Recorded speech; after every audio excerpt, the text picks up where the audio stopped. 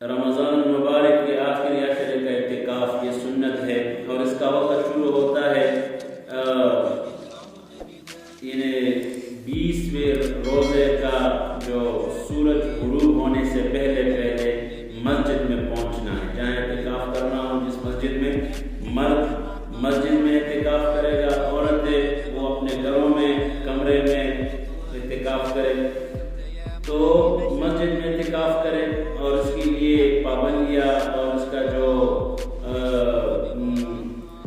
لوازمات ہے وہ ضرور اس کو ادا کرے. بعض لوگ مساجدوں کے آداب کا رعایت نہیں رکھتے، مساجدوں میں دنیاوی باتیں، مساجدوں میں پھر وہ لایانی باتیں، بلکہ معتکف یہ اللہ کے در پہ پڑا ہوتا ہے، یہ اللہ کے ساتھ محاسبے میں رہتا ہے کہ اللہ میں نے جو کچھ کیا پچھلے سال اس کا محاسبہ کرے کہ میں نے کیا کھویا کیا پایا. اور معتکف مسجد سے بغیر ضرورت کے باہر نہیں نکلے.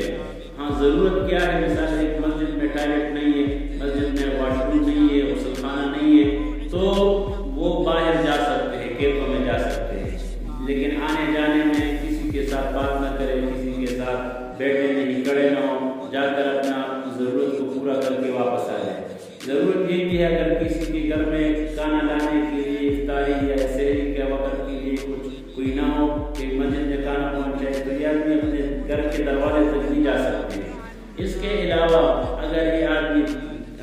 جہاں پر جوتے رکھتے ہیں بیزار کی جگہ پر بھی اگر یہ کھڑا نہیں ہوگا بغیر عذر کی، ہاں ٹوائلٹ میں کوئی ہے تو انتظار کے لیے یہ مسجد میں انتظار کرے گا، وہاں انتظار نہیں کرے گا. گرمی کی وجہ سے یا ویسے نہانا اور غسل خانے میں بیٹھ کر نہانا ٹھنڈک کے لیے یہ بھی مناسب نہیں ہے. ہاں اگر پیشاب پخانے کے لیے چلا جائے تو وہاں جلدی سے 2-4 لوٹے گرمی کی وجہ سے وہ اپنے اوپر ڈال سکتے ہیں، لیکن یہ نہیں کہ وہ آرام سے بیٹھ کر وہاں پر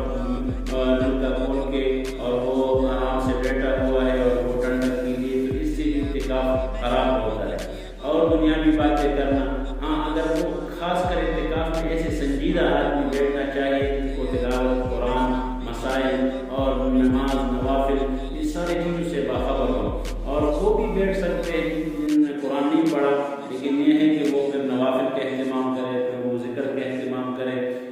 ضروری نہیں ہے کہ جس نے قرآن نہ پڑھا ہو تو وہ اعتکاف میں نہ بیٹھے، وہ بھی بیٹھ سکتے ہیں جس نے نہیں پڑھا قرآن، لیکن وہ پھر کیا کرے، وہ نوافل کا اہتمام کرے دعاؤں کا. اور اسی طرح مسجد میں رہ کر مسجد کی صفائی بھی کر سکتا ہے، مسجد میں چہل قدمی بھی کر سکتے ہیں. معتکف یہ مسجد اعتکاف کے دوران پڑھائی لکھائی مطالعہ وغیرہ یہ ساری چیزیں کر سکتے ہیں. موبائل کا استعمال ضرورت کے لیے وہ کر سکتے ہیں، گھر سے کوئی چیز منگوانا ہو یا ضرورت کی چیز ضرورت کی بات، باقی اپنے اور جس طرح خرید فروخت اور دنیاوی باتیں یہ ساری چیزیں اعتکاف کے دوران اور ویسے بھی مسجد میں مناسب نہیں ہے. تو لہٰذا اعتکاف یہ معتکف اللہ کے در پہ پڑا رہتا ہے، اللہ کے ساتھ راز نیاز اللہ کے ساتھ اپنے مسائل اور اللہ کے سامنے اپنے حاجات کو رکھ کر وہ دعائیں مانگتے ہیں. تو لہٰذا جس نے اعتکاف کرنا ہو وہ ان مسائل کا خیال رکھ کے کہ وہ 20ویں روزے کا وہ سورج غروب ہونے سے پہلے اگر سورج غروب ہو گیا تو پھر یہ عمل فوت ہو جائے، بلکہ عصر کے بعد اپنے مسجد میں پہنچنا چاہیے اور وہاں پر نیت کر کے پھر جب تک عید کا اعلان نہ ہو چکا ہو تو وہ وہاں بیٹھا رہے گا اور اعتکاف کی نیت کے ساتھ اور اعمال کے ساتھ یہ ضروری ہے. لہٰذا جنہوں نے اعتکاف کرنا ہو وہ ان اعمال کا اور ان آداب کا خیال رکھیں. مسجد کے جو آداب ہیں، مسجد میں دنیا، مسجد میں بدبو والی چیز، مسجد میں